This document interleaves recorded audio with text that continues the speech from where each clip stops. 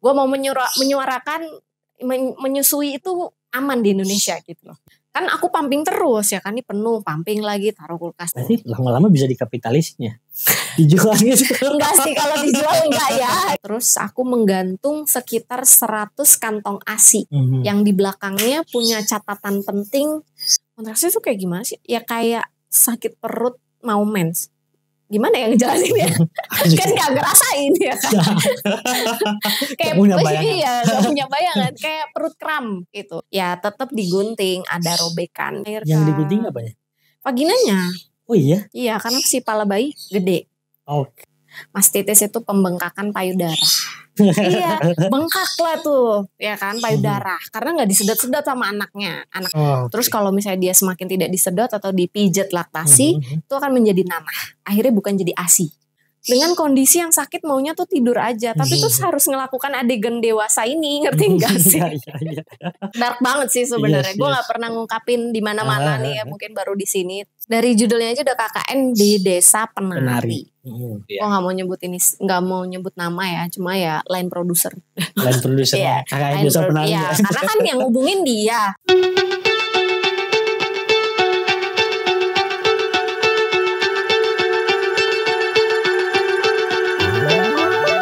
Jadi teman-teman, Mbak Reksa ini seorang penari, koreografer juga ya Pak ya? Iya. Lulus S1 di IKJ, tari. Tari ya? S2-nya sempat di Solo. Enggak cocok. Tapi 6 bulan doang. Karena ternyata nyari masalah. Itu. Terus lanjutin ke S2 IKJ, selesainya di IKJ. Oh, tari juga penciptaan? Penciptaan. Oh. Berarti proses penciptaan karya pertamamu sempat di Solo atau udah di Jakarta? Di Jakarta tuh juga udah lumayan ada gitu kan. Ya. Yang anak atau yang apa ya? Yang ASI ya? Yang sebelumnya tuh banyak karya industri juga kayak musikal itu sebenarnya. Musikal gitu kan. Sama Sanggar Akar, terus karya-karya industri yang memang pesanan bentuknya tapi akhirnya kontemporer gitu, mengikuti si mauan klien dan juga ciri khas si koreografer sendiri, yaitu aku ya gitu kan. Jadi itu ada win-win juga di situ. Terus akhirnya juga lupa. Ya terus habis itu ke Solo. Solo tuh mungkin karya keberapa ya gitu ya. Kaget juga tiba-tiba datang, dikenalin teman-teman gitu kan. Dari temen ke temen gitu kan, terus akhirnya nyebar gitu, ternyata ketemu Mas Irul gitu kan.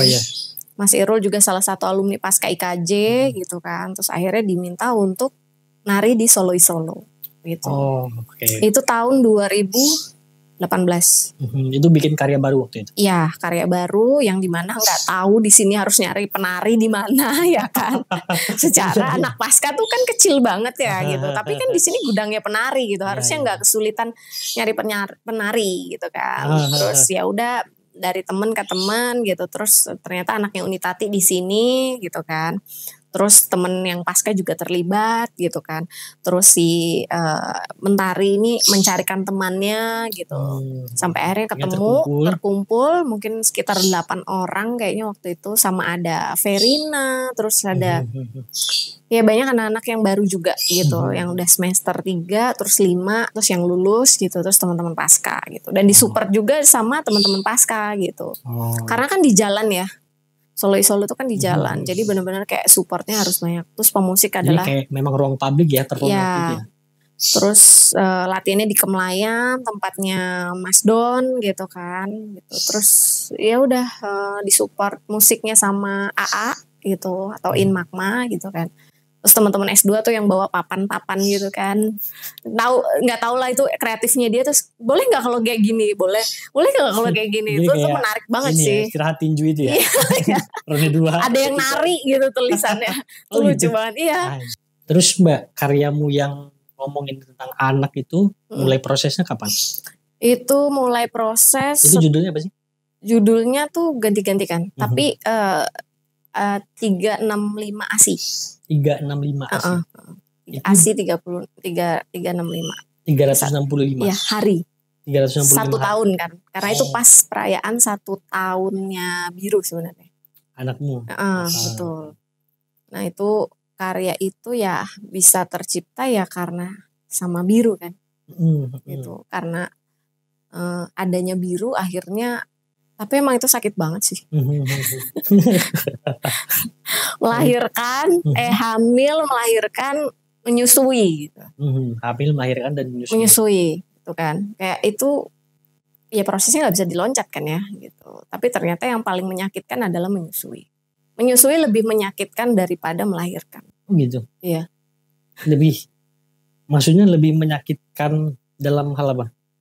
Dalam hal tubuh ya. Oh, oke. Tubuh ya bener, kayak tubuhnya Padahal itu. melahirkan itu aja udah serem loh Mbak. Kalau kita lihat-lihat ya, aku kan sebagai cowok ya, aku ngelihat-lihat tuh dan dengar-dengar cerita dan yang digambar-gambarkan di film-film itu kan kayak berat gitu loh. Ya hamil aja udah berat sih sebenarnya. Tapi terus mungkin karena dibilang siap juga enggak gitu. Tapi alhamdulillahnya itu enggak pernah yang namanya ngerasain mabuk. Muntah itu enggak. Makan tuh apa aja. Yang namanya itu enggak ada. Yang namanya mual itu sama sekali enggak ada. Itu alhamdulillah banget ya. Dan itu mungkin jarang terjadi gitu kan di ibu-ibu yang udah pernah hamil gitu. Dan itu sebutannya mungkin hamil kebo gitu. Tapi sekebo-kebonya hamil gitu. Maksudnya enggak sampai dia enggak ngerasain mual atau muntah. Gitu. Terus habis itu kan melahirkan. Yang dimana si Resa ini tidak dipercaya dokter untuk melahirkan normal. Katanya pinggulnya kecil, orangnya kecil gitu nih nggak mungkin bisa gitu kan. Oke, lu lebih oke daripada Tuhan gitu kan. Si paling tahu gitu. Jadi dia memprediksi bahwa Mbak Resa nggak akan bisa normal gitu. Iya. Sesar pasti ya. Iya betul. Terus habis itu sebelum itu H- seminggu ya sebelum melahirkan, terus cabut gimana maksudnya? Pergi aja dari si provider itu. Gitu. Yang tidak percaya bahwa kemampuan atau seorang wanita ini bisa melahirkan normal. Oke, berarti kamu yakin kamu bisa lahir normal. Betul. Sedangkan dokter itu bilang tidak akan mungkin dengan postur tubuh kamu yang seperti ini. Iya. Okay, dia lebih tahu daripada Tuhan. Keren ya. Ada agak dark jokes nih. Gitu. Terus habis itu pergi. Sebelumnya memang mempersiapkan diri bahwa kayak gue yakin gue akan bisa normal terlepas dari apapun, kecuali memang itu sangat krusial untuk akhirnya tidak bisa normal. Ya nggak tahu kenapa ya, maksudnya pengen banget yakin gitu kan melalui proses melahirkan secara normal ini gitu, walaupun normal atau sesar sama aja gitu kan. Tapi kan si Resa ini tuh yakin gitu kan. Tapi sesar tuh dibelek 7 lapisan gitu kan. Nah, bukan bayang sih. Ya terus.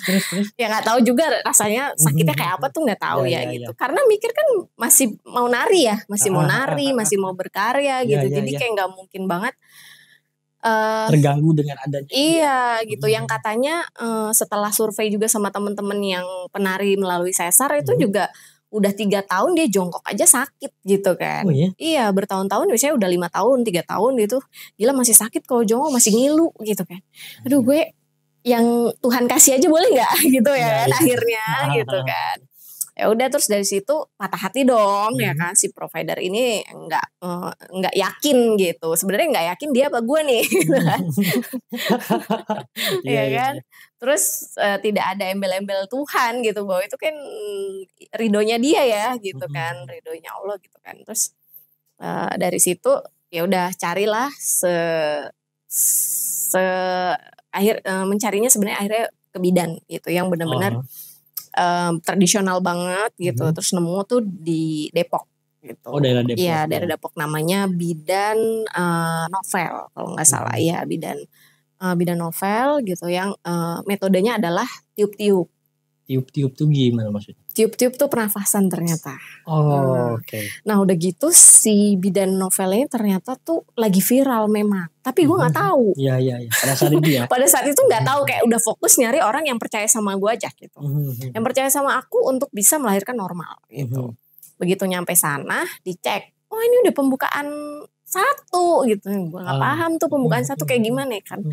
Ya maksudnya bayinya, posisi bayinya juga bagus gitu kan. Terus aliran vaginanya tuh nggak ada apa-apa, baik gitu kan. Secara darah, secara kesehatan itu aman-aman aja gitu. Terus diajak ngobrol, terus dia bilang, oh ini penari gitu. Kalau udah penari mah ya udahlah gitu. Kayak akhirnya dia percaya kan, kalau bidan mungkin lebih pede ya gitu, karena lebih ke percaya akan tubuh gitu kan. Dan sebenarnya kan perempuan didesain memang untuk melahirkan gitu, melahirkan, hamil, melahirkan dan menyusui gitu kan, normalnya begitu kan. Iya kan, jadi kayak kalau ada yang bilang nggak yakin tuh, yang nggak yakin tuh siapa gitu kan. Iya, tapi heran juga ya zaman sekarang tuh banyak juga kan yang sesar. Betul, gitu. Padahal lebih mau nyarinya ringkas gitu. Padahal normal itu lebih ringkas gitu. Pasti ada caranya gitu. Iya, pasti ada caranya. Dan ternyata dia bilang penari gitu kan. Terus pas dipelajarin ya, sebelumnya kan memang aku pelajarin dulu dong. Karena misalnya mau normal, jadi kayak ya setiap hari ya hamil pun nari. Itu tetap nari, tetap latihan. Enggak terganggu gitu. Enggak gitu, bilang aja sama anaknya, ya, ibu ibu nari ya gitu, jadi tolong yang tenang kayak gitu. Ya dia beneran tenang, selesai mungkin menuju malam dia baru bergeliat gitu. Oke. Dan jadi, itu kamu lakukan? Iya, jadi kayak kalau kemana-mana, misalnya aku juga masih nyetir gitu, kayak hari ini ibu nyetir ya, tolong tenang gitu, karena kita cuma berdua gitu. Ya. Itu cara kamu menguatkan diri kamu dan karena kan ini udah hidup ya, ini ada manusia gitu kan. Ya udah, jadi ngajak ngobrolnya kayak manusia aja gitu. Karena dia tumbuh ya kan, emang udah hidup kan di dalam gitu kan. Tolong ibu ya, kita kerjasama kayak gitu, kayak ya udah. Terus kayak ini misalnya ibu kecewa banget nih karena provider kita ternyata enggak mensupport gitu, bukan support sistem yang baik, ternyata akhirnya kita harus pindah gitu, ternyata ke bidan, dan ternyata bidannya mensupport gitu, jadi tolong gitu. Itu kan selalu dicek ya. Nah, apalagi H- minggu ya kan, dicek gitu kan. Terus habis itu, dan kayak aku mau momen melahirkan itu menyenangkan. Jadi aku persiapkan betul. Jadi aku belajar, aku ikut kelas, bahkan sampai mau menyusui tuh udah aku siapkan gitu. Aku ikut kelas gitu secara online, pokoknya mau galau, mau enggak, mau lagi enggak enak gitu, atau mau lagi pegel-pegel, ya udah ikutin aja, dengerin aja gitu. Iya. Sempat mau kabur ke Solo juga, karena bidan yang bagus ternyata sebelum di Jakarta itu, di Depok itu di Solo. Cuma kayak kok jauh banget ya gitu kan. Sama Bali sih sebenarnya. Sama Bali. Ada Bumi Sehat namanya. Sama sini aku lupa namanya bidan apa. Pokoknya aku mempelajari dari mereka juga gitu. Nah terus ke spill tuh di bidan novel itu dari adikku. Tapi aku nggak nyari tahu itu bidan tuh kayak gimana tuh, aku nggak nyari tahu. Pokoknya nyari jadwal aja langsung gitu. Ternyata lagi viral itu kan gitu. Nah ternyata metode yang dia kasih adalah metode pernafasan. Pernafasan itu ya. Yang ini tips juga sih bagi ibu-ibu muda ya, calon-calon ibu-ibu ya. Sebenarnya. Terus gimana tuh? Tipsnya pernafasan tuh sebenarnya kalau penari tuh udah melakukan itu ya. Kalau dia menari 1 jam itu kan juga melakukan pernafasan kan. Kalau dia nggak mengatur nafasnya, nggak mungkin dia bisa nari sejam tanpa minum, ya kan? Itu capek banget kan. Yes. Gitu. Jadi sebenarnya teknik-teknik olah tubuh yang pernah penari lakukan itu. Kayaknya teater juga butuh ya. Teater juga ada kelasnya ya kan. Gitu. Ya, itu pernafasan, namanya olah tubuh gitu kan. Ya itu ternyata itu tekniknya. Kenapa dibilangnya tiup-tiup tuh ya ternyata teknik pernafasan gitu. Terus tapi kan porsinya berat ya sih? Dibilang berat tuh enggak ya, karena udah sering melakukan mungkin. Kayak sadar akan tubuh, terus mau melahirkan normal gitu. Terus jadi kayak, terus kalau gue mau melahirkan normal, jalannya gimana? Gue harus apa? Terus gue harus gimana? Kayak gitu loh. Jadi kayak gimana ya gitu. Aku cari tahu dong gitu kan. Oh iya, terus mempersiapkan diri pastinya gitu kan. Ya udah ternyata ada yang dipelajari naik turun tangga, squat gitu. Terus ada kegel. yang kayak gitu-gitu tuh untuk ngebuka si vagina gitu kan. Kan kenapa ada pembukaan 1 2 3 sampai 10 gitu. Itu ngebuka ya? Dia tuh ngebuka gitu kan. Karena kan udah gitu nih hamil pertama. Jadi emang harus effort banget dan latihannya harus banyak. Makanya aku tetap nari dan latihan gitu. Jadi itu ternyata membantu gitu. Tapi sebenarnya banyak orang yang masih takut gitu ya. Kalau bayanganku ya misalnya ibu hamil nih, ibu tua, hamil tua, katakanlah 9 bulan dia buat naik tangga tuh kayak takut, menjaga banget gitu ya. Iya, karena mungkin minim informasi dan edukasi. Sebenarnya kalau dicari tahu sebenarnya kan akhirnya menemukan kan. Kayak kalau kok kayak gini ya, kok kayak gini. Ya dibilang panik banget, kayak dadanya sek aja langsung kayak benar-benar mau ke dokter gitu. Sampai nge-save nomor dokternya juga kan gitu. Cuma ternyata kepanikan itu harus didasari dengan ilmu supaya nggak panik gitu kan. Terus ilmunya apa sih gitu sebenarnya. Ya harus dicari tahu gitu kan. Karena kan itu keinginan kita ya gitu. Maksudnya keinginan diri sendiri gitu. Terlepas dari pasangan gitu kan. Karena yang harus siap kita dulu gitu kan. Si ibu kemudian pasti ngalir ke si janin gitu kan. Gitu. Jadi pas datang, ini udah pembukaan 1 gitu. HPL-nya tanggal berapa? Tanggal 22. Hari Jumat ya gitu. Hari Sabtu gitu kan. Tanggal 22 tuh hari Sabtu. Ya udah gitu kan. Ya udah nanti balik lagi hari Rabu. Emang kontraksi itu mulai berasa, tapi nggak intens. Kan nggak tahu juga namanya kontraksi itu apa. Gitu kan. Kontraksi itu kayak gimana sih? Ya kayak sakit perut mau mens. Gimana ya ngejelasin ya? Kan gak ngerasain ya kan. Kayak gak punya bayangan. Kayak perut kram gitu. Tapi perut kram tuh bener-bener kram banget gitu. Pokoknya di bawah sini lah gitu. Tuh kayak ya gak tahu juga. Aku juga baru ngerasain pertama ya gitu. Gak tahu juga ini ya gitu. Terus tapi kan panik gitu. Terus balik lagi ke bidan gitu kan. Terus ya udah ini belum gitu. Terus udah pada waktu singkat cerita sampai akhirnya hari Jumat ketemu, nggak minta ketemu sama si bidan itu sih, maksudnya yang bidan Vira. Pokoknya begitu masuk semua bidan ternyata mensupport. Ya udah jadi kayak mindsetku siapapun yang pegang. Kalau dia percaya, kita sama-sama percaya, oke, itu akan terjadi gitu kan. Gitu kan. Kayak apa ya, satu frekuensi lah gitu kan. Getaran dan frekuensi itu sama gitu kan. Jadi ya nggak perlulah ketemu bidan novel gitu. Terus ternyata nggak bisa Bu, harus karena di sini provider utamanya adalah bidan novel. Ya udah atur aja gitu. Temu. Ibu, ya ampun, HPL-nya kapan katanya? Kapan Bunda gitu kan? Besok Dok. Ya udah. Besok ketemu lagi ya katanya. Kita melahirkan. Gitu kayak ini beneran HPL ya gitu. Pas tanggal HPL gitu. Iya, udah pulang aja ke mall jalan-jalan makan enak. Pak, tolong dibawa ya ini istrinya makan enak gitu jalan-jalan. Tawaf deh Pak gitu kan. Tawaf di mall gitu. Mau melahirkan mah happy-happy ke salon Bu, jangan lupa. Gitu. Itu malah bulu mata udah on kan Bu katanya gitu. Coba rambutnya biar wangi gitu katanya. Kan jadi happy dong ya kan. Oh iya benar, ternyata kan mau nyambut babynya. Jadi harus cantik, harus happy gitu. Ya mindset itu yang kadang nggak dikasih tahu gitu. Ya itu benar gitu. Ya kita kayak mau menyambut orang baru gimana sih, atau kayak mau tamu datang kan kita siapin makanan gitu. Apalagi nih anak kita yang udah 9 bulan gitu. Di dalam perut gitu. Maksudnya anak yang mau launching lah gitu. Ya kan pembukaan apapun mau grand launching pasti istimewa ya kan. Apalagi nih manusia baru ya. Terus pas dipikir-pikir di jalan, iya juga ya gitu. Iya, tawaf lah tuh di mall ya. Tawaf di mall sampai pulang tuh jam 9 malam. Belanja Bu, jangan lupa belanjain buat babynya itu, belanja lah ya kan. Oh iya. Udah tuh mulai dari jam 11 kontraksi. Gak berhenti. Malam. Iya, 11 malam. Terus memang kontraksinya lama. Karena ternyata gak distimulan. Pada saat itu malam tuh kamar masih penuh. Jadi memang di bidan belum bisa menyanggupi untuk menangani. Jadi kayak aku tuh dibiarin aja gitu. Ya cuman ya taunya sakit cuman sakit aja gitu. Justru kalau sakit tuh harusnya squat gitu. Tapi kan ngantuk ya, kayak udah 2:30 makin kenceng gitu kan. Kayak aduh kayak cuma megangin tangan gitu, aduh sakit gitu. Harusnya tuh squat gitu, tapi kan ngantuk kayak begadang ya kan.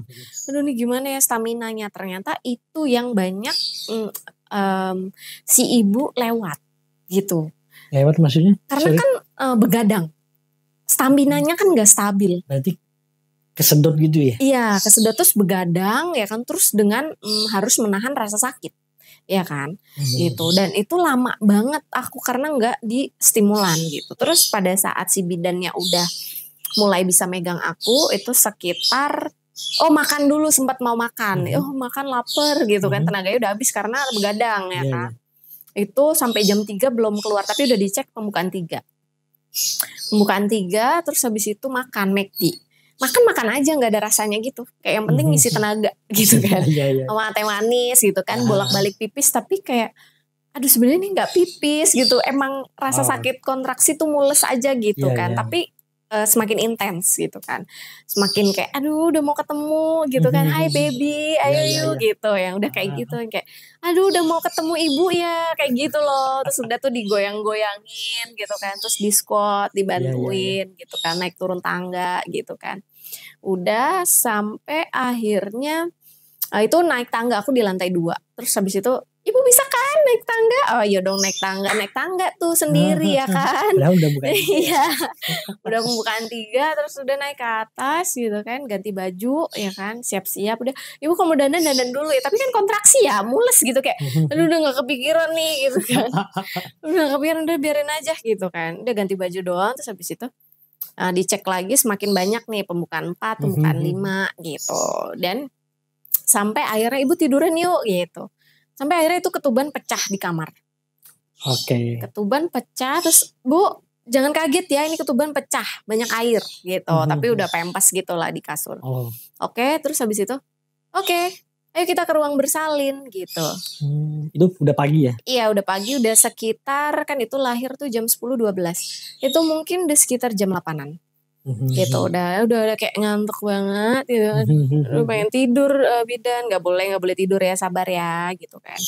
Oke, ayo kita jalan ke ruang bersalin, ibu bisa jalan kan? Ya, saya jalan ya, mohon maaf tuh dari ruang bersalin sampai dari kamar sampai ruang bersalin ya kan. Bingung juga. Terus kayak nggak apa-apa, nggak usah ngegang, biasa aja gitu. Ya kan udah kayak kepala bayi tuh udah mulai ya gitu. Terus perih-perih gimana? Iya gitu kan. Aduh kayak udah masuk ruang bersalin ya, lumayan kan dari jam 8 setengah 9 ya, wajar lama karena memang anak pertama itu hal yang wajar ya, terlepas dari si pinggul kecil ini ya gitu kan. Terus sudah nggak lama lahir tuh gitu kan, tarik nafas keluar, tarik nafas gitu kan. Terus ya tetap digunting, ada robekan gitu karena memang si pala bayi juga besar dan anak laki, yang dimana perkiraan adalah cuman 2,5 atau 2,7. Ternyata begitu lahir 2,9, hampir 3, kan gede banget, 3 kilo ternyata gede banget gitu kan. Kayak ibu digunting ya, iya prek gitu kan. Yang sakit adalah jahitannya, bukan pada saat melahirkan. Yang digunting apa ya? Vaginanya. Oh iya? Iya, karena si pala bayi gede. Oke. Dan abis itu dibius sih memang. Ya terus kan pakai infus juga ya, karena kan begadang, jadi emang diinfus. Oke, tarik nafas tuh, masih ada aku videonya. Video melahirkannya tuh ada lagi ngeden-ngeden gitu kan. Nggak boleh ngeden ya gitu, tarik nafas, buang. Tarik nafas, jangan ditahan, lepasin gitu. Tarik nafas lagi, buang, tiup, gitu. Nggak ada tuh, jangan ngeden ya ibu, jangan ngeden. Oke, jangan kaget, ini mau keluar, halo gitu kan. Halo gitu, udah keluar aja gitu. Abis itu kan bayi itu taruh di dada ya, nangis tuh dia ya kan. Gimana tuh perasaannya? Wah nangis dong. Oh ya Allah, halo sayang, halo gitu. Itu masih ada lah itu videonya ya gitu. Itu kayak memorinya kayak halo sayang, mana ih anak gue gitu kan, kayak anak kucing ditaruh di sini ya kan. Terus masih darah-darah gitu kan. Jadi udah sambil dilap. Langsung ya? Iya langsung. Ternyata pada saat si bayi di dada itu dijahit dong vagina gue. Aduh sakit bidan gitu kan, ini apa? Iya sabar ya Bu, ini lagi dijahit gitu. Ternyata 5 apa 10 jahitan gitu, luar dalam. Jadi ya itu gede juga ya? Iya, karena palanya si bayi ini terus anak laki kan. Jadi kayak ya udahlah gitu kan. Ya udah, terus dari situ memang jahitannya yang berasa sakit. Turun dari, ayo ibu kita pindah ke kamar ya, soalnya ada yang mau lahiran lagi gitu. Jalan lagi? Jalan dari ruang bersalin ke kamar. Istimewa. Itu yang cenut-cenut jahitannya, bukan. Iya. Aduh, anak aku mana anak Kalau yang lucu di perut banget. udah nggak ada aman ya? apa-apa, aman gitu. Terus kayak ini ibu gitu kan. Terus ini ari-arinya dipotong ya gitu kan.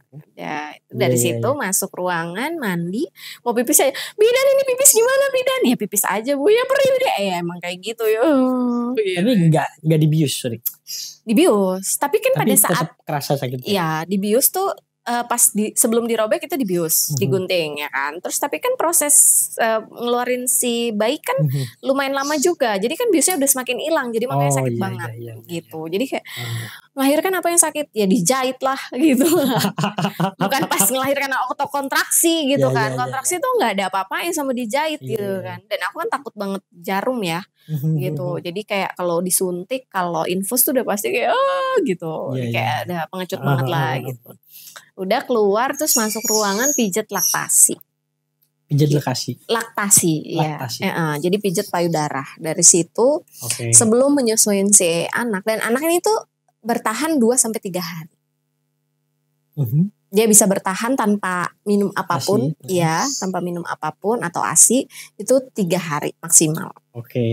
Gitu. Berarti selama 3 hari itu belum produksi ASI? Iya, belum. Ya kalau misalnya dia bertahan kan biasanya kalau di bidan atau rumah sakit itu biasanya 1-2 hari gitu kan. Hari ini lahiran ya besok pulang pagi gitu kan. Karena kan kalau ya kan dilihatnya tuh 24 jam. Kalau si ibu nggak kenapa-napa ya boleh pulang kan, ditensi, diperiksa gitu kan. Ya udah terus dari situ lanjutlah ya kan dipijat laktasi. Nggak lama dipijat air susunya udah keluar. Sebenarnya udah netes-netes waktu kontraksi tuh udah emang kalau dipencet dikit emang udah keluar gitu kan. Terus si bayi ternyata belum mau pada saat di rumah sakit. Pada saat di bidan. Ada maksudnya nggak mau tuh kenapa ya? Ada apa ya? Nggak tahu, mungkin dia nggak nyaman atau masih adaptasi gitu. Terus mungkin dia baru tahu ini harus makan melalui si puting gitu kan.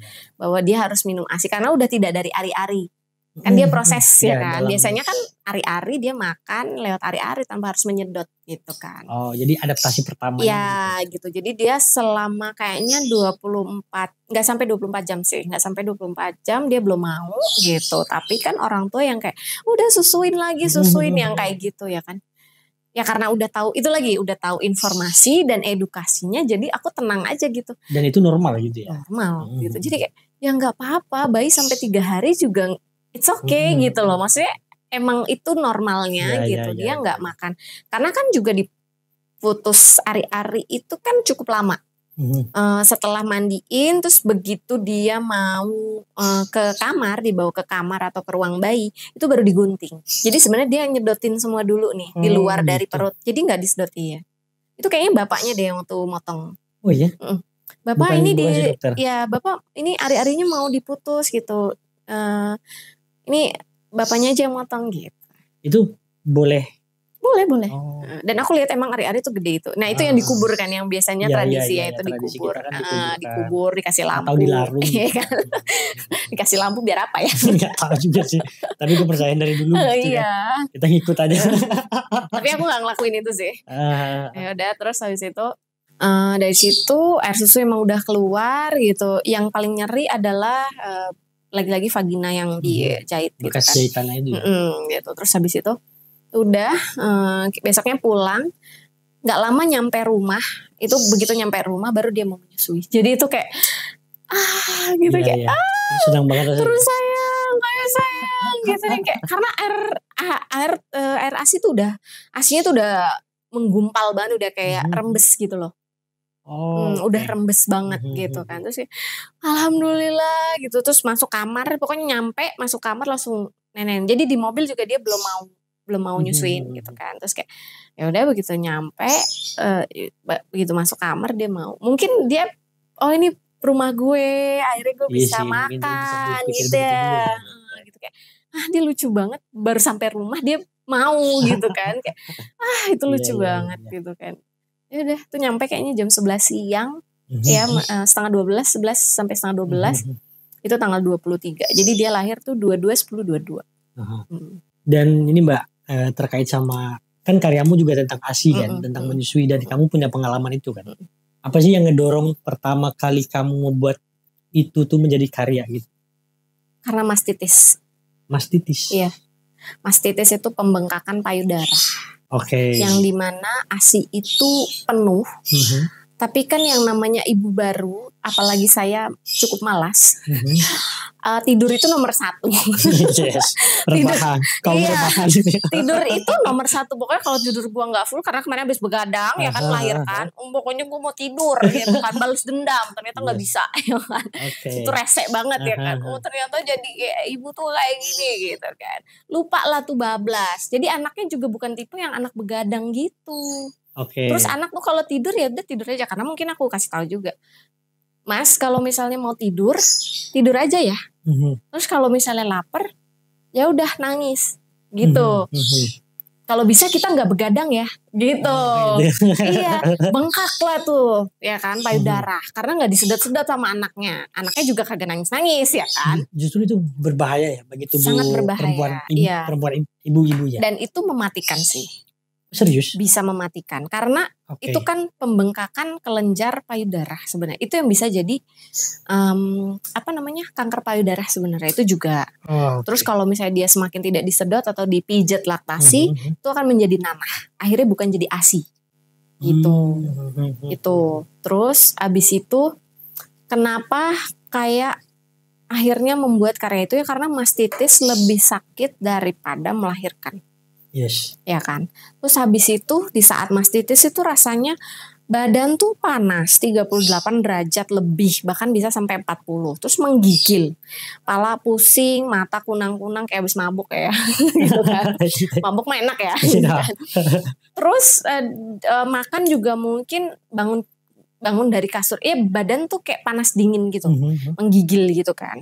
Kedinginan gitu kan, menggigil. Terus pusing. Tapi terus gue harus tetap ngasih makan manusia baru. Itu kan nyiksa banget. Sedangkan kita dengan kondisi yang sakit maunya tuh tidur aja. Tapi terus harus ngelakukan adegan dewasa ini. Ngerti gak sih? Iya gitu kan. Kayak apalagi kalau anaknya belum mau nyusuin. Gitu kan. Maksudnya belum mau nyedot yang ya kan bayi baru lahir itu. Ya minumnya cuma 30 mili. Paling banyak adalah 60 mili. Lambungnya masih segini gitu kan. Oh iya. Iya masih segini. Ya. Kan cuma butuh 30 mili misalnya ya kan. Atau paling banyak adalah 60 mili. Kalau kekenyangan pasti dia gumoh lagi. Terus kayak oh ya ada cara pumping. Akhirnya dipumping, dikumpulin tuh susunya, harus dipumping. Tapi kan sebelum itu dikeluarin itu yang jadi kalau di payudara tuh ada gerenjel-gerenjel gitu. Jadi kalau dia bengkak tuh dia berenjel. Gitu. Dan itu harus minum obat sebenarnya pencair si payudara ini supaya jadi cair gitu. Itu emang obatnya kayaknya dia kalau dibiarin terus jadi kayak agar-agar gitu ya. Iya benar. Jadi dia kayak bengkak kecil gitu. Di dalam tuh gerenjel-gerenjel.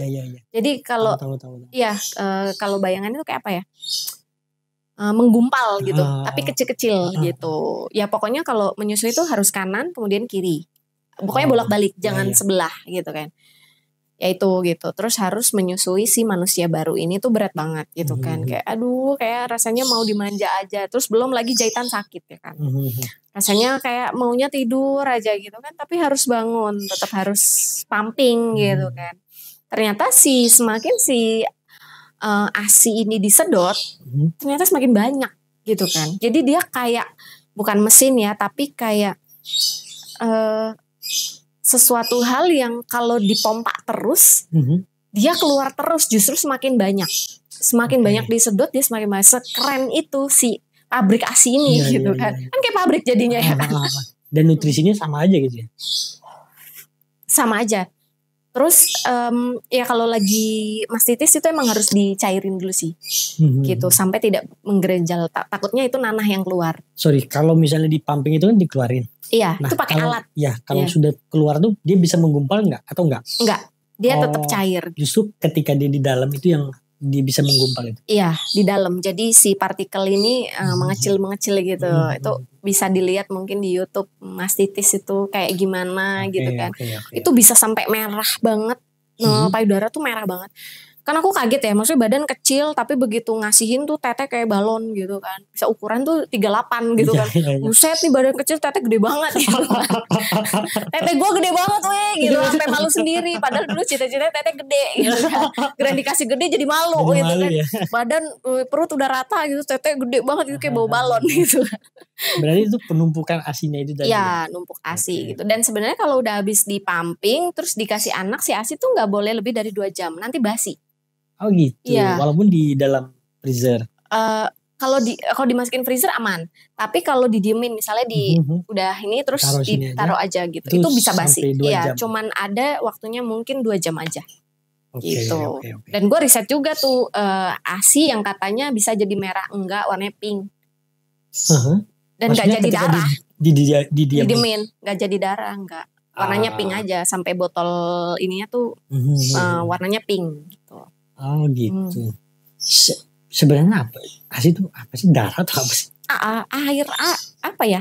Air ya? Air, kayak makanan kita yang diserap gitu loh lewat tubuh. Okay. Terus kemudian itu menghasilkan nutrisi yang banyak ya, mengalahi apapun ya terkait dengan susu formula gitu. Nah dari situ ternyata ngebawa aku untuk riset lebih dalam gitu. Kenapa sih bisa mastitis? Kenapa sih ya terlepas dari itu memang aku juga belajar ya melahirkan, bagaimana melahirkan normal. Habis itu memang belajar juga tentang ASI. Terus bagaimana si pumping ini bekerja gitu kan. Maksudnya kalau ASInya banyak banget di pumping gitu kan. Terus anaknya masih minum sedikit ya harus dikeluarin karena kalau enggak mastitis. Dan selama menyusui itu akan mastitis terus. Tapi kadarnya tuh karena udah tahu cara mengatasinya melalui informasi dan edukasi gitu kan. Ya jadi minim aja, kayak kalau udah mastitis dia minum obat gitu, atau ya udah nyusuin ya udah pumping gitu. Akhirnya itu terbentuk mekanisme tubuh yang 2 jam sekali harus pumping. Ya jadi lagi meeting, gue tinggalin anak, gue pumping, gitu bunyi ya kan. 2 jam sekali. Iya, kalau nggak bawa anak ya kan. Kalau bawa anak lagi meeting atau di luar mana ya nyusuin aja udah. Tempat-tempat umum gitu. Iya, di busway, di MRT, lagi makan ya. Gue mau menyuarakan menyusui itu aman di Indonesia gitu loh. Yes. Itu penting kan. Jangan ngerasa malu atau apa ya. Kalau yang pakai hijab ya hijabnya kan panjang bisa ditutupin. Toh ini juga bisa ditutupin. Toh ternyata kalau pakai baju tuh ternyata nggak perlu yang, menurut aku nggak perlu yang samping gini, malah teteknya kemana-mana mulu. Enaknya yang dari bawah gitu langsung pala bayinya masuk nih ya kan. Jadi nggak kelihatan itu, begitu udah selesai keluarin udah gitu kan. Kayak gitu. Jadi kayak menyuarakan semua ruang tuh ibu menyusui tuh aman aja gitu. Aman untuk ibu menyusui. Iya. Dan gitu. Menyusui di ruang publik kan anak kalau udah nangis nggak mungkin ntar dulu ya nunggu turunnya kan, nggak mungkin nangis mulu di mobil ya kan. Iya gitu kan, nggak mungkin ya, kecuali memang di mobil pribadi ya bebas gitu kan. Ya udah gitu. Tapi kan kalau lagi bawa ke ruang publik kan nggak mungkin ya, lagi nonton pertunjukan lagi gitu ya, terbiasa juga dengan itu. Ya udah akhirnya kayak kok bisa sih sesantai itu ya. Ya benar, kalau kitanya tenang anaknya juga tenang gitu. Jadi semua emang dari ibu sih gitu. Dan karyamu akhirnya berangkatnya dari sana kan gitu. Dan, betul. Bentuknya gimana tuh Pak karyanya? Bentuknya itu waktu itu iseng ya. Jadi aku juga punya komunitas namanya Girls by the Bills, yang dimana isinya banyak perupa. Orang tarinya mungkin cuma aku dan orang film 1 orang gitu. Terus akhirnya kita pameran yuk gitu, kita pameran sarira gitu, tunggal gitu, dan itu di Galeri Cemara. Terus begitu, aduh gue mau berkarya apa ya, gue bingung. Salah satu pertanyaan dari mereka adalah, lu lagi ngerasain apa? Lu lagi ngerasain apa Kak? Sebagai ibu newborn, ngurus newborn itu lu ngerasain apa? Rasain sakit ketika menyusui? Itu gitu. Sakit banget iya. Apa yang bikin lu ngerasa sakit? Mastitis. Apa itu mastitis? Kayak dari situ akhirnya jadi digali. Terus tapi bentuk karyanya adalah pabrik gitu. Jadi panci gede, aku performance art, pakai kantong ASI, susu, tutup, taruh, serok, tutup, taruh, gitu. Terus habis itu ada pemusik juga. Jadi aku juga berkostum seperti pabrik. Ternyata menyusui itu kayak pabrik ya, gitu. Isu yang beredar gitu. Tapi sebenarnya bukan pabrik, itu kehebatan tubuh yang Allah kasih gitu kan. Ternyata sehebat itu gitu. Dan aku sendiri yang ngerasain juga nggak nyangka gitu kan, kayak gila keren banget ya gitu kan. ASI itu sekeren ini gitu. Terus proses di dalam tubuh ya lumayan agak lupa ya, cuma ini ya pokoknya ada oksitosin yang mengeluarkan hormon apa gitu kan, juga belum mens pada saat itu ya kan, maksudnya postpone, ada masa nifas lah gitu, itu bisa 6 bulan tergantung tubuhnya gitu kan. Jadi nggak menstruasi. Gitu. Jadi terus ketika tubuh itu udah siap baru itu akan menstruasi lagi. Ya gitu. Karena kan mungkin melahirkan juga udah mengeluarkan banyak darah gitu kan. Jadi ternyata hormon-hormon yang harusnya mens itu keluar dari si menyusui ini. Gitu. Dan terus kan puting lecet apa, alhamdulillahnya nggak lecet gitu. Kalaupun misalnya lecet gitu, ada momen lecet, itu memang disembuhin sama si ASI ini lagi. Dengan si bayi menyedot lagi. Karena pakein apapun nggak ngaruh. Iya ya, salep apa segala macam. Iya nggak ngaruh. Justru yang harus nyusuin lagi. Iya. Karena air ASI itu ternyata menyembuhkan apapun. Gitu. Ya.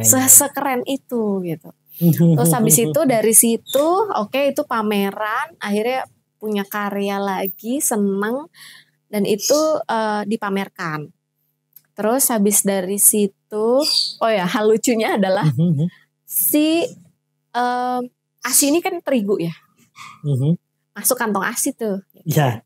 Terus dipamerin ya kan? Iya. Tahu dong. Dia bawa. Itu nggak riset, terigu dimasukin ke, kan nggak mungkin ASI dong ditaruh di panci itu ya kan? Terus terigu gitu kan, dimasukin ke situ bau ya kan? Ya. Kurator gue ngamuk kayak itu ASI lo bau banget katanya gitu. Oh iya bang, maaf ya bang gitu. Udah gue buang.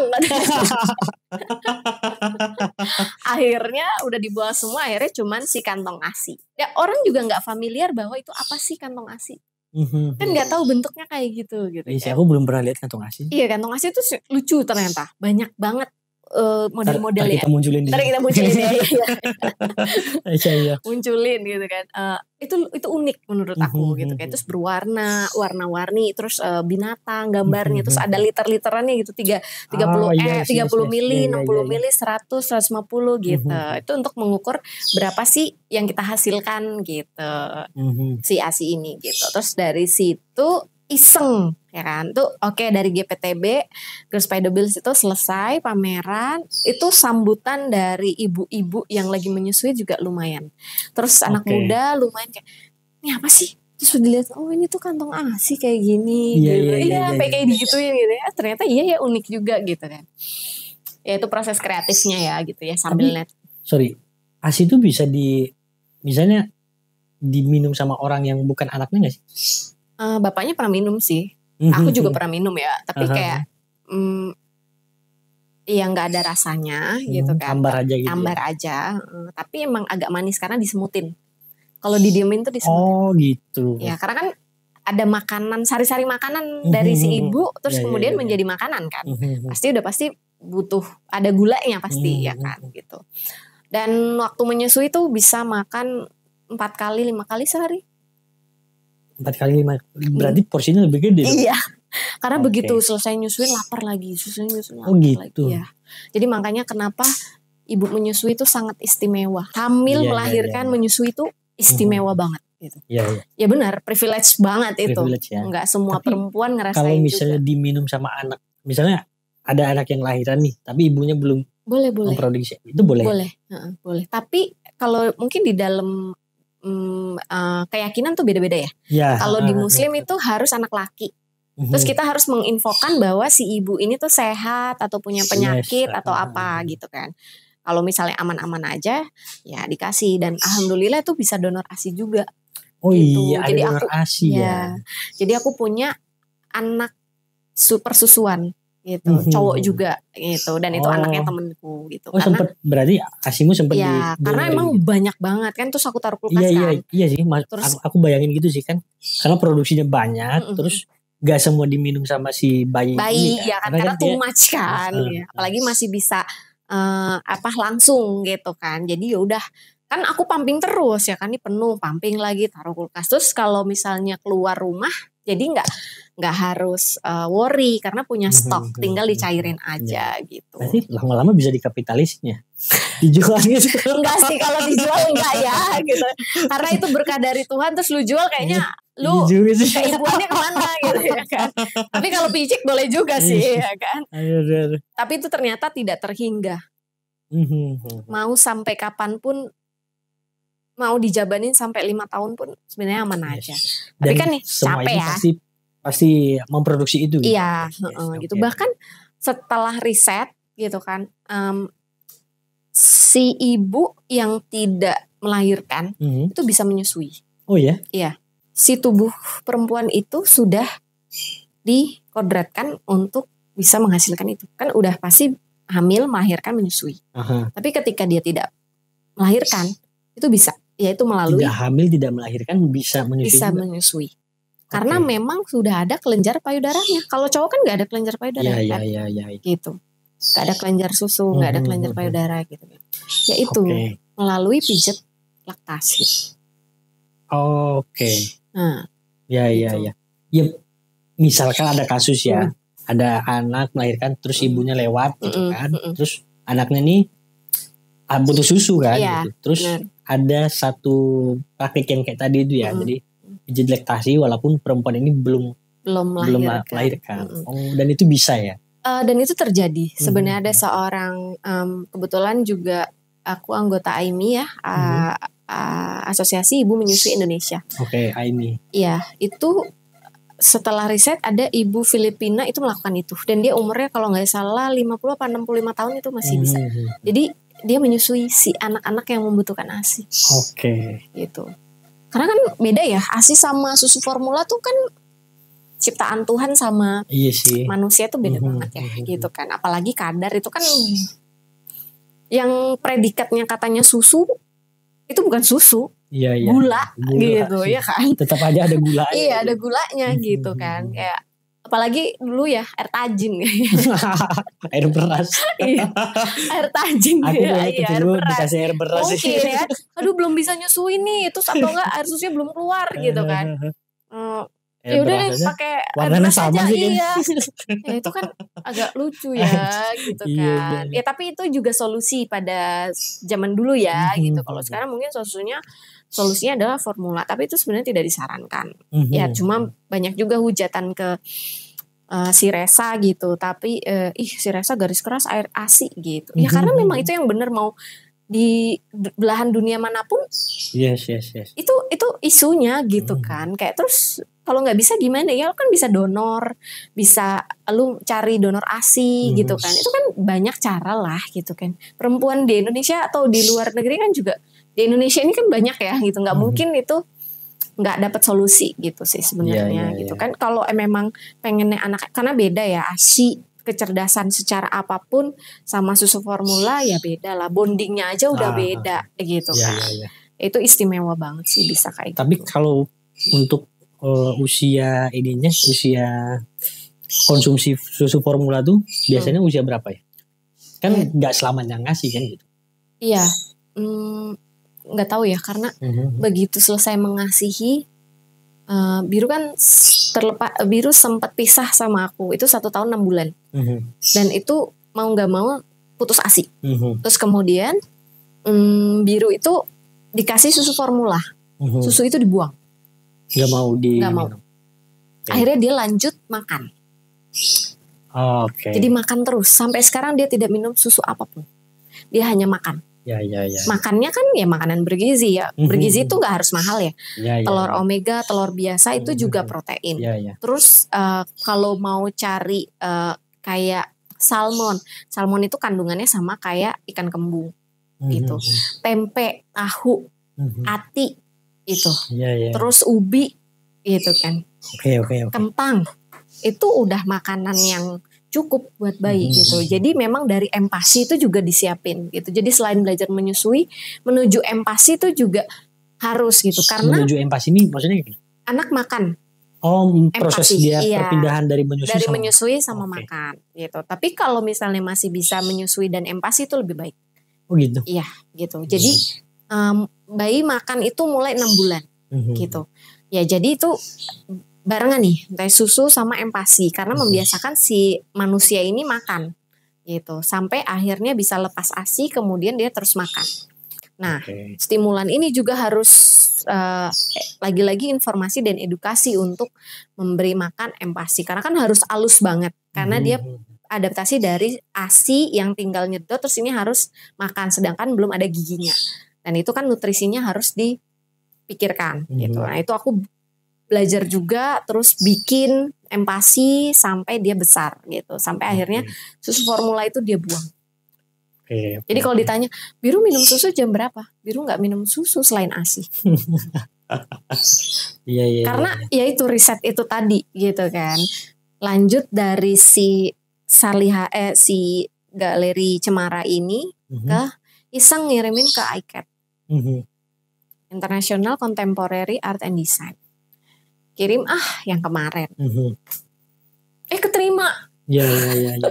Kaget juga sih. Keterima gitu. Oh ternyata isu ini menarik. Iya, dan karena isunya menarik sih. Iya, mungkin udah ada tapi tidak sedetail ini gitu. Nah itu aku risetnya juga melalui ASI karena aku merasa masih bodoh terkait dengan si ASI ini gitu. Akhirnya aku belajar ke AIMI. Saya cari tahu tuh ketumnya AIMI siapa, disamperin. Saya wawancara gitu kan. Sampai akhirnya aku menjadi anggota gitu. Jadi risetnya dibantu sama AIMI juga, informasinya bahkan dikasih buku gitu kan. AIMI juga tidak menyarankan dengan botol dot. Iya, kalau misalnya mau pumping, empeng dia. Iya, empeng juga, tapi itu tergantung ibunya. Kalau misalnya dia bisa ngelepas, anaknya juga nggak tergantungan. Kan anaknya juga bisa, kita lepas empeng ya, gitu. Jadi udah nggak boleh nyariin empeng, gitu. Itu bisa kok dikomunikasiin sebenarnya, gitu. Jadi Biru juga tidak mencari empeng, gitu kan. Terus abis itu ke ICAT, jadi bertumbuh tuh berkaryanya. Akhirnya kolaborasi karena nggak bisa ngelukis ya, si Resa ini nggak bisa ngelukis, kolaborasi sama temenku, dia perupa juga, namanya Ayu Kobelita. Itu akhirnya lukisan itu muncul terkait proses ASI. Dia menggambarkan, tapi memang secara pemikiran dari aku jelasin ini oksitosin tuh, hormon oksitosin tuh apa, hormon ini tuh apa, ini apa, sampai akhirnya si ASI itu keluar dari payudara. Gitu, bagaimana tubuh itu. Jadi dari sini ke sini keluar gitu. Terus baru ke anak gitu. Itu circle yang cinta kasih gitu. Kasih sayang ibu tuh gitu tuh gitu.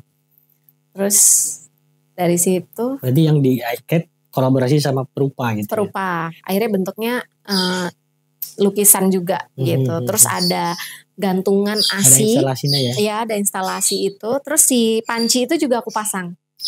Si panci itu aku pasang, terus di sini ada interaktif bagaimana pertanyaan-pertanyaan untuk penonton. Terus sebelah sini seputar menyusui. Ya, jadi sebenarnya medium campuran ya, gitu. Terus ada dokumentasi pada saat aku performance art di Galeri Cemara. Jadi ini karya berlanjut gitu kan. Ditampilin, terus aku menggantung sekitar 100 kantong ASI. Yang di belakangnya punya catatan penting apa yang aku alami selama 365 hari itu. Iya. Jadi tapi aku memilih cuma 120 kalau nggak salah apa 130 catatan harian aku, hal-hal yang penting gitu. Kayak ibu menyusui di Susite gitu. Sambil makan enak gitu. Ibu menyusui sambil nonton konser gitu. Resa nangis banget karena mastitis lagi gitu. Gitu catatannya kayak gitu. Ternyata itu aku share lewat close friend. Ternyata membantu juga Instagram close friend ya gitu. Ya itu aku narik data dari situ. Narik arsip-arsipnya dari situ. Ya, narik arsipnya dari situ gitu. Terus akhirnya berkembang lagi bersama kurator ICAT, itu ada performance-nya gitu. Ya lagi-lagi performance-nya membawa Biru ke atas panggung sambil menyusui. Dan ternyata Biru paham akan karena itu perayaan dia. Dan itu kan waktu itu Oktober. Oktober, dan itu 1 tahunnya Biru. Gitu. Jadi kayak itu momen yang pas banget gitu, kayak kado ulang tahunnya Biru. Akhirnya dia naik panggung pertama kalinya. Ya menyusui, di panggung tuh menyusui. Terus aku menari dengan satu penari juga. Terus si Biru ya udah nari aja di atas panggung. Keren banget ya. Performanya menyusui ya. Kayak gak kebayang juga kalau di sini performanya menyusui. Iya juga ya. Iya ya. Kayak justru nyari kayak ada nggak ya seniman lain yang membicarakan ini ke atas panggung juga gitu. Katanya sih ada, cuma nggak sedalam ini gitu. Dan itu kan momennya juga pas gitu kan. Iya benar gitu kan. Idenya udah mateng, terus momennya pas banget gitu ya. Terus lepas dari situ kayak itu lanjut lagi ke Jakarta Binel, si GPTB lagi. Yuk kita punya ruang di Jakarta Binel untuk pameran gitu. Berkembang lagi lah tuh. Ternyata itu bukan akhiran ya, tapi lebih kayak aku selesai mengasihi. Kan itu juga berat banget mengasihi dari anak tuh. Selesai menyusui tuh kayaknya patah hatinya gitu kan, kayak gak rela aja. Aduh biasanya ada yang ngintilin 24 jam gitu kan. Terus kayak dia gak nempel lagi gitu kan. Terus tetenya kecil gitu kan. Balik lagi gitu kan. Ya tete gue gak balon lagi. Padahal dulu diidam-idamin gitu. Iya begitu dikasih. Kaget. Pas hilang lagi kepikiran lagi.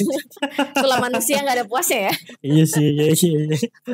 Anjir. Nah itu lanjut di Jakarta Binel. Udah terus dari situ ya itu mungkin bukan karya terakhir ya, tapi semoga punya ruang lagi untuk melanjutkan karena sebenarnya masih bisa dikembangkan gitu. Karena Biru masih yang kayak ibu nenen gitu kan, tiba-tiba buka baju gitu, gitu. Terus baru disadari bahwa Tete itu seistimewa itu, ya kan, baik untuk si perempuan ataupun si laki-laki ya kan. Dari dia brojol udah dikasih Tete, pantesan si cowok-cowok juga ngeliatnya kayak wah Tete gitu, ternyata istimewa banget gitu, karena kan ternyata sedip itu ya gitu kan. Digendong di dada gitu kan, dengerin detak jantung ibu, terus di dalam perut juga dengerin detak jantung ya kan, dekat payudara ya kan, terus begitu lahiran digendong kemana-mana ya kan, terus nempel di payudara gitu kan. Ternyata bukan cuman laki-laki yang merasa istimewa ada payudara, tapi si perempuan juga merasa gitu. Jadi memang ngeliat Tete gitu. Terus Biru kayak ya udah nih nenek gitu kan. Enggak, aku bukan bayi katanya. Lucu banget sih. Ibu nenen gitu kan. Terus dia mungkin inget kali ya, jadi suka masuk ke dalam kaos gitu. Kalau di rumah ibu masuk gitu kan. Ya udah masuk nih, terus dia ketawa gitu. Terus aku ngintip dari atas gitu. Dia gitu. Terus kayak ngerasa iya Tete gue istimewa ya. Iya sih. Pertetean duniawi ya kan. Pertetean dunia. Iya sih bener ya. Seniman Tete. Bisa dibilang begitu. Iya. Seniman Tete. Anjir. Aduh. Iya, Tete itu menarik ya, mau buat dibahas tuh menarik ya. Semua orang suka Tete. Iya. Ya termasuk si perempuan juga merasa istimewa ya kan. Wih Tete gue gede, ternyata kecil lagi. Oh ternyata Tete gue bisa begini ya gitu. Cowok juga mikirnya gitu kan. Iya. Yang gede tuh bagus. Iya tuh. Banget tuh. Iya. Melon banget tuh ya kan. Anjir. Ya ternyata secara biologis ya seistimewa itu ya gitu. Ini bukan menjudge atau gimana ya, tapi ya ternyata dari proses menyusui itu mengasihi gitu, itu memang hal yang istimewa gitu. Karena itu ada hubungannya dari masa lalu gitu, dari masa ketika kita lahir gitu ya. Sumber kehidupan tuh ada di payudara itu gitu, untuk karena kan memberi makan ya gitu kan. Gitu. Terus ini Mbak, next dari proyekan karyamu ini pengen dikembangin kayak apa? Udah ada kepikiran belum? Kayak video melahirkannya itu jadi installation art, keren juga sih. Iya sih bener juga ya. Ya mungkin jadinya film dokumenter mungkin gitu kan, yang membicarakan tentang ASI. Cuman kan belum ada wadahnya ya. Semoga melalui podcast ini ada yang mewadahi gitu kan. Entah itu film, entah itu pameran lagi, atau mungkin semuanya jadi bisa dituangkan lagi misalnya, atau jadi karya tari yang utuh gitu kan, terkait dengan mengasihi. Karena memang aku juga koreografer dan penari gitu kan, mungkin Biru mah bisa terlibat lagi gitu kan, dia bisa nari lagi gitu kan. Jadi mungkin banyak, atau mungkin jadi buku gitu kan, cita-citanya ya, semoga ada ruang. Jadi buku keren juga sih. Ya jadi buku ya, itu perjalanan gitu kan, mungkin bisa jadi inspirasi ibu-ibu gitu yang lagi mengasah. Aku juga pikir begitu sih, karena setauku juga ya, sependek pengetahuanku juga, apalagi orang-orang di kampung ya, maaf kata ya, orang-orang kampung tuh kan mikirnya beli susu mahal lebih bagus. Misalnya beli susu 200.000, 500.000 itu bagus. Iya. Padahal ngasih makan si ibunya nggak sampai 200.000. Itulah marketing, dan itu ada kode etiknya tuh kalau dari Aimi. Ya, kode etik menawarkan susu formula se ekstrim itu tuh nggak boleh sebenarnya. Kita bisa ngelaporin, iya. Gitu. Bisa dicek ya di webnya Aimi. Kode etik pelanggaran susu formula tuh ada. Oke. Dan itu udah di webinarkan itu. Terakhir kemarin ada webinar karena Aimi juga 17 tahun gitu kan, mendekati Hari Kartini juga gitu kan. Jadi bagaimana si ibu menyusui di Indonesia tuh aman gitu. Ini ngomong-ngomong soal koreografer ya, Mbak Reza kan juga koreografer nih. Betul. Aku dengar-dengar juga terlibat dalam salah satu film yang cukup viral lah gitu ya. Wow. Tuh panjangan gak tuh 2 menit? Gak apa, nanti kita ini. Judulnya kita sebut ya. Iya boleh. KKN Desa Penari. Oke, wow. Itu Mbak Reza terlibat sebagai koreografer ya. Betul. Dalam film itu ya. Betul. Tapi ada hal yang tidak mengenakan. Itu gimana tuh Mbak? Ini dark banget sih sebenarnya. Gue gak pernah ngungkapin di mana-mana nih ya. Mungkin baru di sini. Ternyata rasa sakit itu masih ke bawah ya gitu. Mungkin perlu gue announce untuk pembelajaran teman-teman semua, koreografer maupun penari gitu kan. Dari judulnya aja udah KKN di Desa Penari. Maksudnya adalah penari. Secara nggak langsung memanggil semua penari, koreografer gitu kan. Terus orang-orang yang cinta tari gitu kan. Itu kayak jadi pioner film ya. Mungkin pernah ada tapi nggak ada yang judulnya penari belakangnya. Ya kan. Di Indonesia kayaknya belum ada ya. Setahu aku ya. Koreksi kalau salah ya, kalau saya salah gitu kan. Setahu saya belum ada. Mungkin kalau film-film yang lain ada tarinya tapi tidak ada penarinya gitu kan. Kayak Kucumbu Tubuh Indahku. Iya, gitu. Itu kan sebenarnya memang tentang tari tapi tentang tubuh juga ya gitu. Tapi tidak ada embel-embel penari gitu kan. Secara tidak langsung memanggil pecinta budaya lah ya gitu, dan tari khususnya gitu kan. Terus yang KKN ini? KKN ini adalah 2019 tuh proses. Oke, baru muncul tuh 2022. Lama banget tuh ya karena kepospon COVID ya. Dan Mas Awi juga cukup cerdas untuk marketing si film ya gitu. Karena Mas Awi juga lulusan bisnis gitu kan. Terus kemudian pada saat tayang premier itu kan semua orang kangen bioskop. Muncul lah, itu karena ditahan. Sempat banyak perdebatan kayak udah munculin aja mumpung COVID-nya udah nggak ada. Enggak, ini masih berlanjut. Tahan dulu gitu.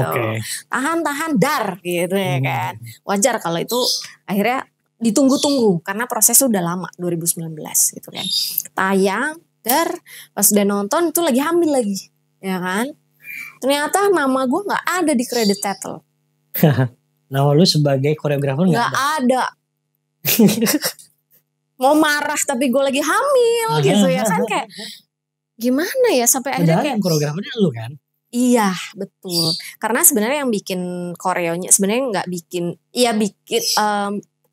basic dari tarian KKN itu. Awal pertama diskusi adalah kan harus ngobrol ya. Aku tipe yang ngobrol sama sutradara sama tim gitu kan. Kreatifnya pokoknya aku harus ngobrol. Ditanya ini film dari mana? Banyuwangi. Terus apa tarian dari Banyuwangi gitu. Nah aku melihat kayak Banyuwangi ini tuh keren banget dan magis ya gitu. Istimewa banget buat aku dan sangat seksi gitu kan.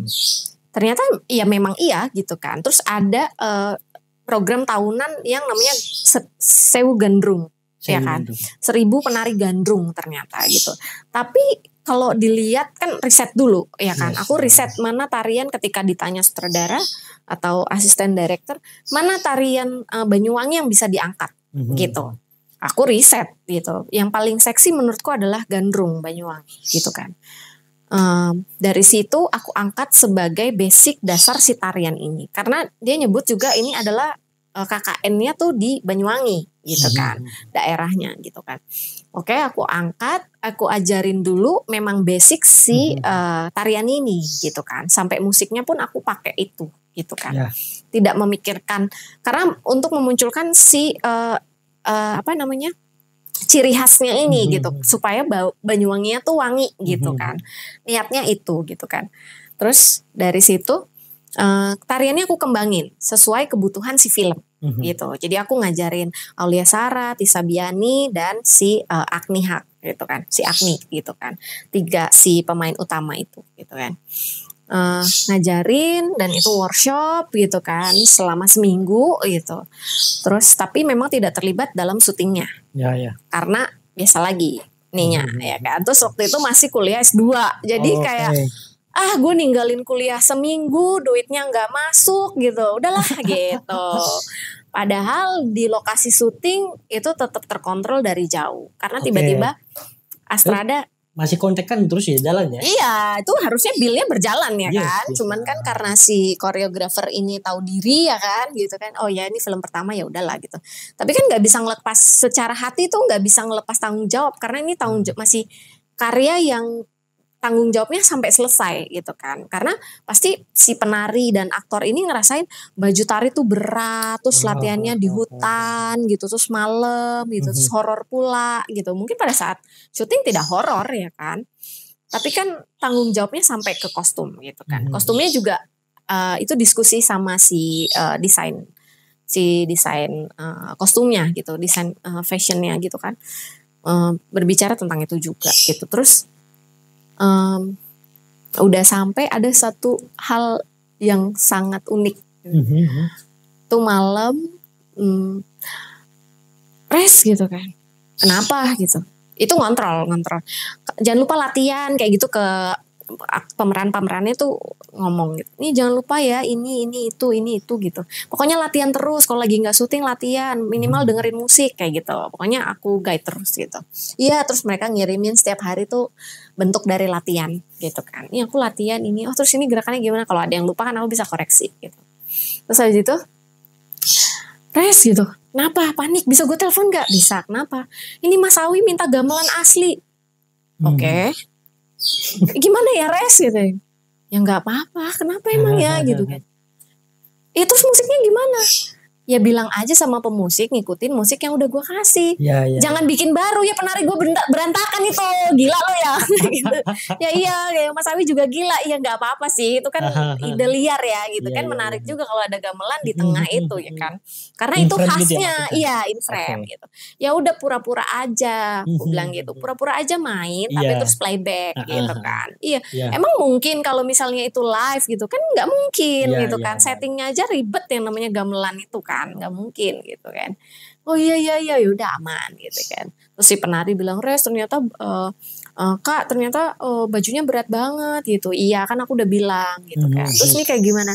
Ya udah, terus udahlah kalau ini apa namanya, dimudahin aja gitu. Misalnya tarian yang harus apa, ini boleh nggak tariannya kayak gini? Boleh, itu diskusi juga gitu kan. Jadi terus ternyata masih bekerja juga nih walaupun billnya nggak jalan gitu kan.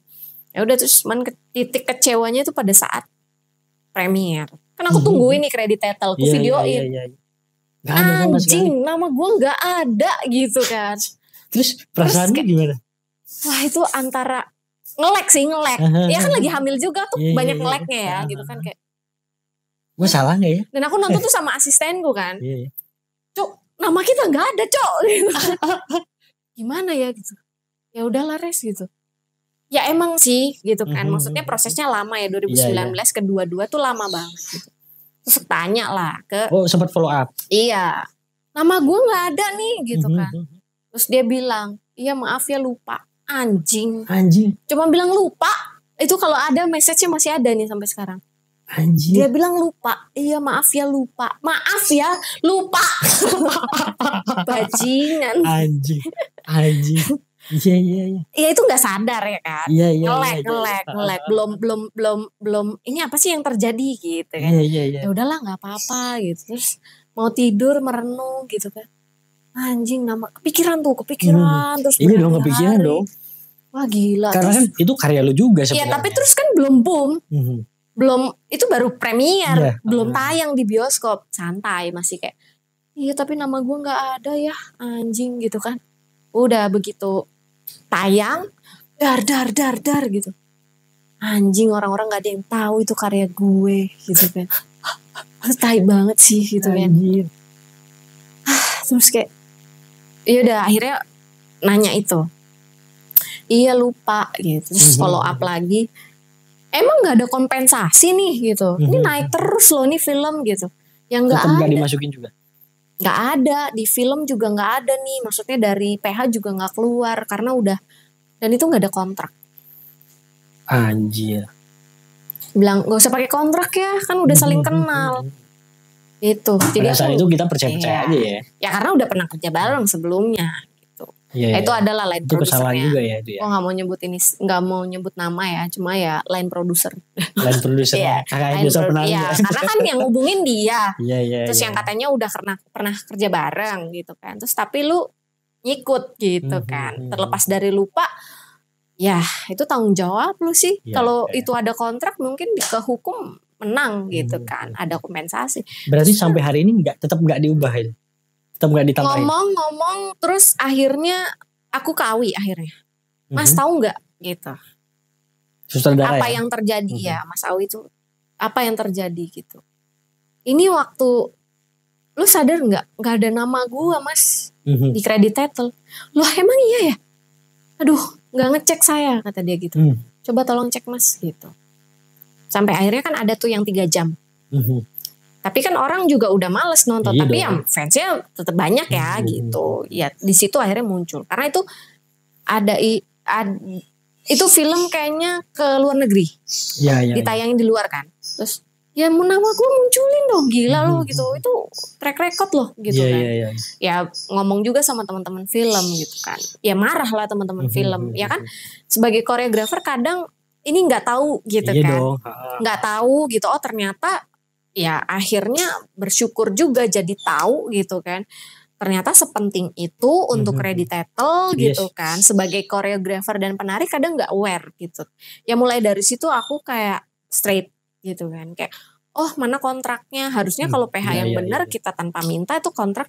Oh iya kontraknya belum selesai. Iya tanpa diminta ya kan. Ternyata wah gak bisa nih gitu. Tapi terus Mas Awi udah ya res gitu. Di yang panjangnya namanya udah muncul. Nanti aku edit lagi ya benar.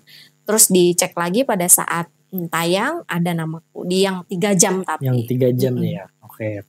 Ya oke lah itu terbayar gitu kan. Tapi terus kayak ya gue minta kompensasi lah gitu kan.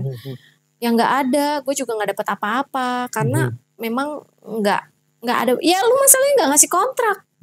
Gitu. Kalau misalnya di kontraknya jelas ketika itu viral gue nggak bisa dapat kompensasi apa-apa ya nggak apa-apa. Terus tapi tahu nggak ini atasan gitu. Tapi ya udah terus Mas Awi tahu kan. Oh iya maaf ya Mas Awi juga sorry to say gitu kan. Oh iya maaf gue nggak ngecek lagi gitu kan. Udah dari situ nama asistenku juga muncul gitu kan. Nama partnerku juga muncul. Terus habis itu ya udah gitu kan. Nggak pakai asisten kayaknya. Iya nggak pakai asisten. Aku masih sendiri. Tapi nontonnya itu sama asisten yang lagi berjalan film yang lain. Gitu. Terus ya udah nggak apa-apa gitu. Terus ternyata dapat rezeki lain. Ngundang workshop online gitu. Terus ya udahlah gitu karena lagi hamil juga nggak mau terlalu yang marah banget gitu kayak ya udahlah kita ikhlasin aja. Ya mungkin rezeki anak juga ya gitu. Itu ada aja yang kayaknya malah ketika diundang itu harganya lebih kalau misalnya dikasih kompensasi itu lebih gede dari gitu. Jadi kayak ya tetap ada rezeki tapi iya lewat orang lain gitu kan. Terus mungkin karena udah mungkin ya udahlah udah rilis gitu ya gitu. Tapi bilnya cair yang KKN oh iya udah itu kan cair. Udah dari cuman kompensasi iya kalau sebenarnya kalau ada di kontrak itu kayak ada kalau yang sekarang udah dilakuin itu kalau misalnya ini film viral harusnya nggak ada kompensasi apa-apa. Itu tertulis di kontrak sebenarnya. Gitu. Ya. Tapi kan karena nggak ada kontrak kayak nggak tahu nih gitu kan. Nah jadi tahu juga kedudukan koreografer dan penari di film itu masih disepelekan. Iya kan? Tidak dihargai sepenting itu. Padahal ini film tentang penari gitu. Yang belakangnya judulnya tuh udah jelas, iya. Itu memanggil. Tapi secara nggak langsung teman-teman juga sadar bahwa itu karyaku. Gitu. Cukup notice kalau ada yang nonton nge-tag keren karyanya kayak gitu. Akhirnya itu juga menjadi rilis lah gitu. Walaupun kayak sakit banget anjing. Gitu lah ya. Iya dong, sakit dong aja. Sakit lah.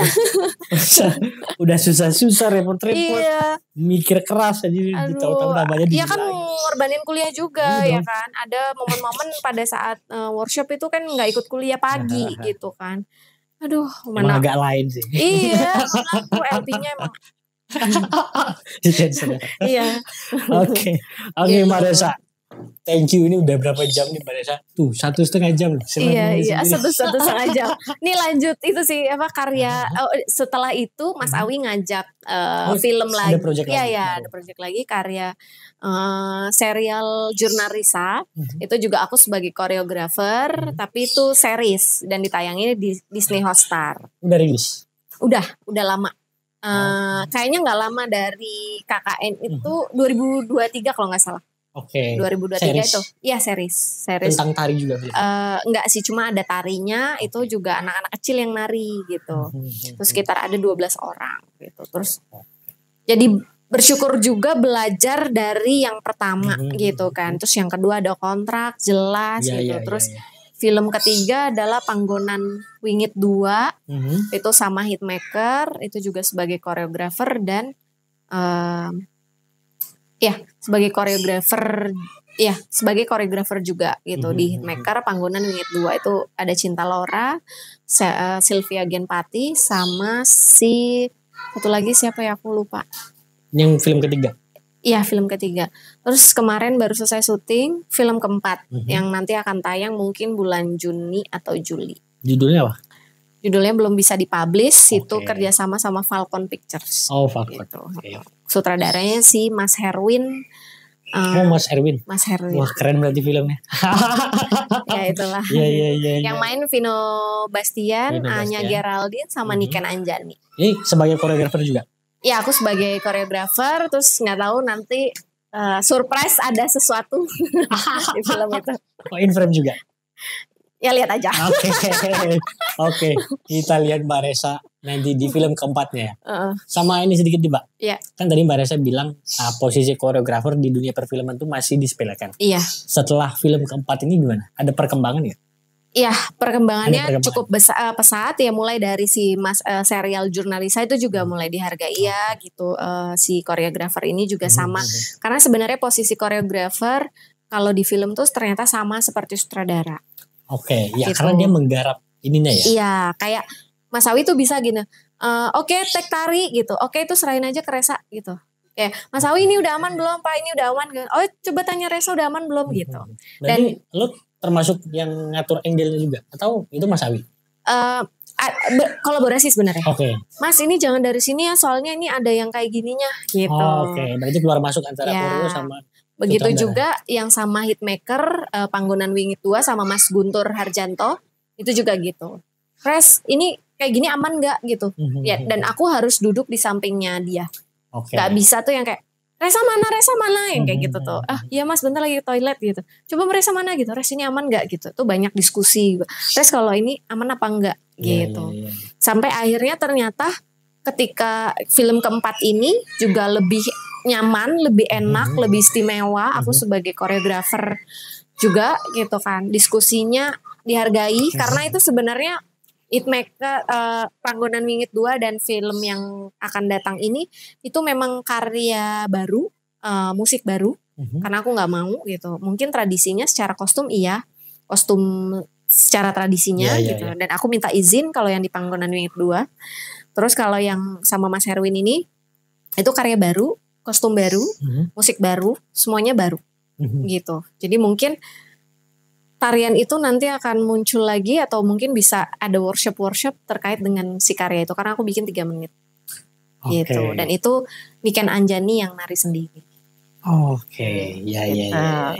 Jadi kayak akhirnya semakin dihargai jadi aku juga tahu bagaimana cara bekerja di film secara nggak langsung akhirnya si tarian itu aku memikirkan ketika membuat tarian itu sudah memikirkan angle kamera. Jadi aku bilang gini, Pak Herwin kalau misalnya Bapak mau dari sini itu tuh udah dapat nih Pak, kayak gini nih Pak, kayak gini. Kalau misalnya Bapak dari sini itu bentuknya kayak gini. Lalu kalau misalnya Bapak ngambil dari sini, dari bawah terus ke atas atau dari sudut sini ke sini itu ternyata aku udah memiliki itu gitu. Jadi kayak pelajarannya banyak banget dari KKN gitu, bersyukur banget gitu. Bersyukur juga ya. Bersyukur banget gitu. Jadi kayak ya mungkin sakit hati gitu, tapi mungkin lebih ke personal ya gitu. Terus tapi bersyukurnya tapi lebih banyak juga gitu. Akhirnya jadi tahu posisi koreografer ya ini untuk next ada pasti kan ada koreografer yang generasi ya nantinya dari aku gitu kan akan ada koreografer lain gitu. Semoga ini menjadi ilmu. Gitu. Iya. Gitu. Pastilah. Apalagi dunia perfilman kita kan tambah lama kan tambah maju. Betul. Ya. Itu udah industri banget kan udah jadi kebutuhan orang masyarakat ya gitu. Oke, Mbak Resa. Terima kasih. Terima kasih. Tadi film terakhir di bulan berapa? Juni ya? Mungkin Juni atau Juli. Belum tahu. Tungguin aja. Kita tungguin. Falcon. Dari Falcon Pictures. Oke, Mbak Resa. Thank you ya. Udah terima kasih. Dogon di Berry. Iya. Terima kasih Tisa Corps. Oke. Sukses terus. Dadah. Thank you.